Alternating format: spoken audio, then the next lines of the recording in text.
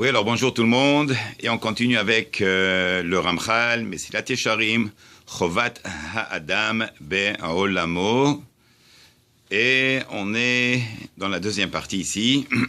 Donc on avait déjà mentionné dans le cours précédent que l'homme, la femme, n'est-ce pas, on doit très faire attention. Comme qu'il le dit ici, chez Adam Machalem, Iskeledabek Boboro, comment est-ce qu'on peut arriver à atteindre ce niveau de s'attacher au Créateur, oui, de lui ressembler. Alors, comment est-ce qu'on pourrait faire ça? C'est Kefi Hashiur Asher Kavash et Titzro, Vetavotav. Tout dépend du travail que l'homme a fait pendant son vécu. Et comment est-ce qu'il a pu résister aux tentations, n'est-ce pas? Alors, Venidrachek minemachikimoto, et qui s'est éloigné de tout ce qui l'éloigne de son créateur, Mehatov, Venishtadel, Amachikimoto Mehatov, qui l'éloigne du bien, Venishtadel lidabekbo, Kenyasigo vismarbo. Très bien. Maintenant, Vim tamik od benyanazé, il dit le Ramchal, et si tu vas approfondir dans ce sujet, parce que c'est un sujet qui est très profond, qui haolam nivra le shimush adam. D'ailleurs, le monde entier a été créé pour servir l'homme. Et qu'est-ce que ça veut dire? Alors, on sait qu'il y a le monde inerte, et il y a le monde végétal, et il y a un troisième monde qui s'appelle le monde animal, et après, il y a le monde de l'humanité, olam hamedaber, le monde de la parole. Et si c'est comme ça, on voit aussi que chaque monde qui précède l'autre, il est vraiment soumis à l'autre pour lui donner de l'existence. Ça veut dire que le monde inerte précède au monde végétal. Parce que le monde végétal ne peut pas vivre, n'est-ce pas, il n'a aucune vitalité sans le monde inerte. Et ainsi de suite. Ça continue avec le monde animal qui dépend du monde végétal, qui dépend du monde inerte. Et l'homme qui dépend du monde animal, qui dépend du monde végétal, qui dépend du monde inerte. Donc il y a un ordre dans la création. Mais voilà que oui. Même dans la création du monde, c'est comme ça que ça a été fait. Akadosh Baruch Hu, il a créé Adam Arishon le vendredi, le dernier, et quand tout était vraiment prêt devant lui. D'ailleurs, c'est ce qu'on dit dans le Kiddush. Vaychul hashamayim vechol tsevaam. Alors qu'elle dit la Masechet, où est-ce que c'était? C'était dans Masechet Rosh Hashanah. Là-bas, Altikrit Tsevam et la Tzivionam, que tout a été créé, prêt pour Adam Arishon. Ça veut dire qu'il n'avait pas besoin d'attendre jusqu'à que les arbres fruitiers donnent leurs fruits. Les arbres, quand Akadosh Baruch Hu, il a donné l'ordre, alors la terre a sorti les arbres déjà avec leurs fruits. Adam même, il était déjà âgé. Donc tout était déjà mûr. Et voilà que c'est ce qui dit ici, qui a olam nivra le shimush adam. Non seulement ça, mais le monde entier est là pour servir l'homme. Et là, ça tombe très bien parce que justement dans la lecture de la paracha qu'on a lu, Vayetze Yaakov, mi Bersha vayaveler Harana, que Yaakov Avinu, quand il se sauve à un moment donné de son frère, et pour aller chercher une femme comme sa femme lui ordonne, comme son père lui ordonne aussi, à Haran, et en réalité, à un moment donné, il est obligé de s'arrêter. Vaifga bamakom, et il doit prier là-bas, Kiba Hashemesh, le soleil se couche, et de là on apprend que c'est Yaakov Avinu qui était Metaken Tfilat Arvit, très bien, et là il rêve. Et bien, tous les Mefarshim, ils disent, est-ce que bon, la Torah, elle est là pour nous apprendre des choses qui sont très concrètes. Ça veut dire, qu'est-ce qu'on fait avec une histoire de rêve ici? Alors, bon, il y a plusieurs Mefarshim qui ont donné leur raison. Qu'est-ce que ça veut dire que les anges qui montent et qui descendent? En réalité, on pourrait dire que Bichlal, les anges, ils habitent dans le ciel, ils n'habitent pas sur terre. Alors pourquoi, quand ils rêvent, les anges montent, après ils descendent? S'ils sont dans le ciel, ils doivent d'abord descendre, après remonter. Bon, le Rabbeinu Bahye explique aussi toutes les exils que le peuple juif il va subir, comme Akadosh Baruch Hu, il a révélé à Abraham Avinu dans Brit Ben Abetarim. Mais bon, il y a plusieurs explications, même les anges, ils descendent Ils montent et ils descendent, ils montent et ils descendent. Il dit, c'est pas possible, Yaakov Avinu, il dort. Mais Yaakov Avinu, il fait partie des 4 figurines qu'il y a dans le chariot céleste. Comment est-ce qu'il peut dormir? Et on avait dit, ça ressemble un petit peu à l'histoire de Napoléon. Une fois, on a posé la question à Napoléon, comment ça se fait qu'il dort avec sa tenue? N'est-ce pas? Il avait la tenue, le grand manteau, avec tout le décor. Et il a dit, ben, toute ma vie, j'ai lutté pour devenir Napoléon. Maintenant que je suis Napoléon, je vais dormir sans ma tenue. Oui, alors c'est un petit peu ça, Chazve Shalom, les Havdil, oui. Yaakov Avinu, qu'il est devenu Yaakov Avinu, il dort, oui. C'est comme pour dire, le juif n'a jamais le temps pour dormir. Oui, on a toujours à faire, et il y a beaucoup à faire. Alors, l'explication de Rabbi Haim Volozhin, qui est quand même magnifique, qui est dans son livre Nefesh HaHaim, sans trop approfondir dans ce qu'il ramène, si on peut un petit peu toucher, ce qu'il ramène, c'est qu'en réalité, cette échelle qui fait la relation entre la terre et le ciel, Verosho Magia Shamaima. Ça veut dire que l'homme, c'est vrai, il est sur terre, mais Rosho, enfin, ses actes, ses actions qu'il fait, elles atteignent les cieux, jusqu'au 7e ciel, parce qu'il y en a 7.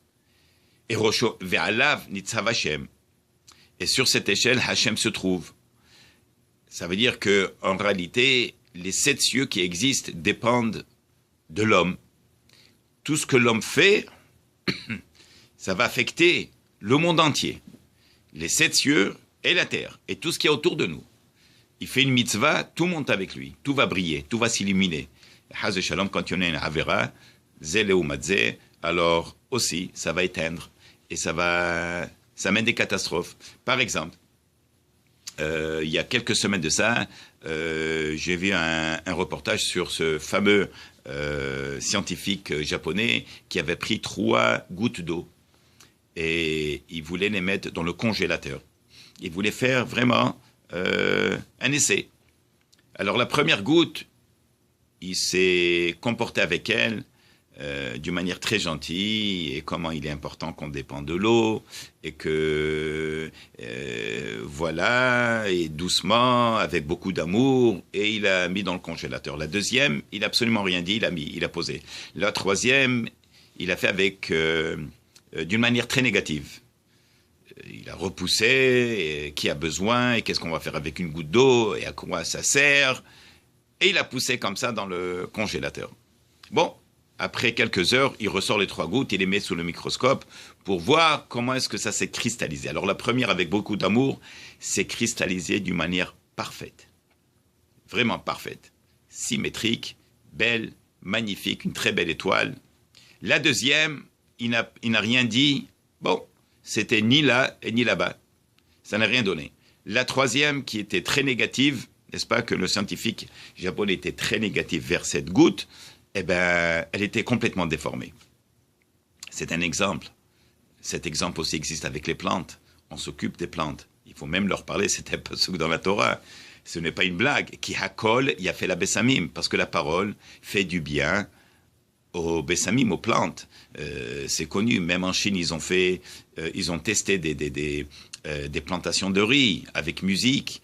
Et bien entretenu par rapport à une autre plantation de riz qui a été un petit peu négligée. Il y a eu 60% de plus quand on donne, quand on fait avec amour. Alors regardez les plantes. Les animaux aussi, oui. De nos jours, il y a des vidéos qui circulent. C'est incroyable comment est-ce que tout animal, pratiquement tout animal, du coq jusqu'à l'éléphant, l'amour qu'il donne à son maître, les chevaux, les chats, les poissons, comment est-ce qu'ils reconnaissent, le crocodile qui reconnaît un homme qu'il avait sauvé, l'ouragoutan, un singe énorme qui a été sauvé par une dame.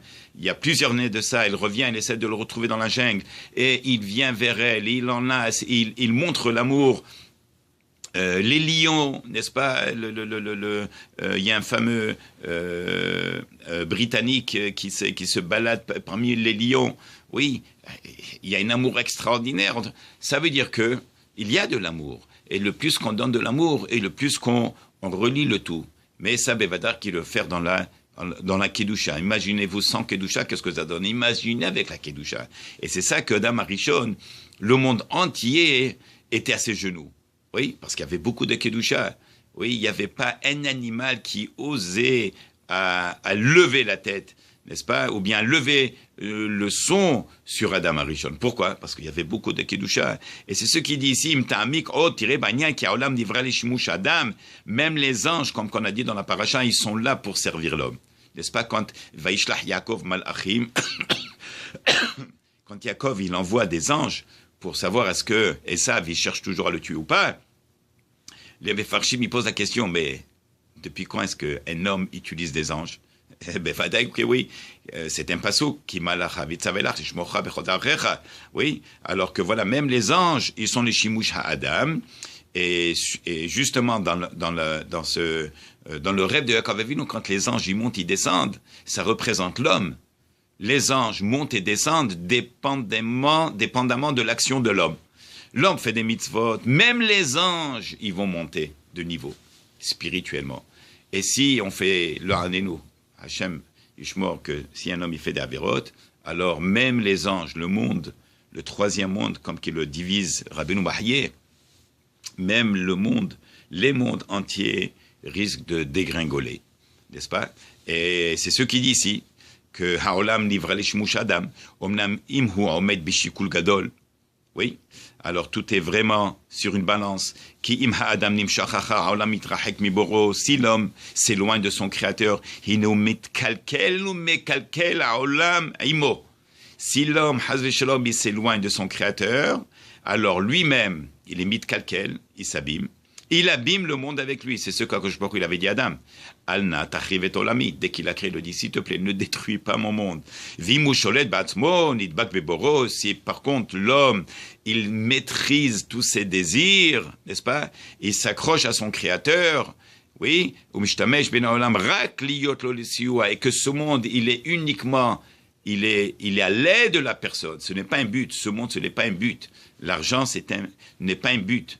L'argent peut t'aider à atteindre des autres buts qui sont beaucoup plus loin que juste s'arrêter à l'argent.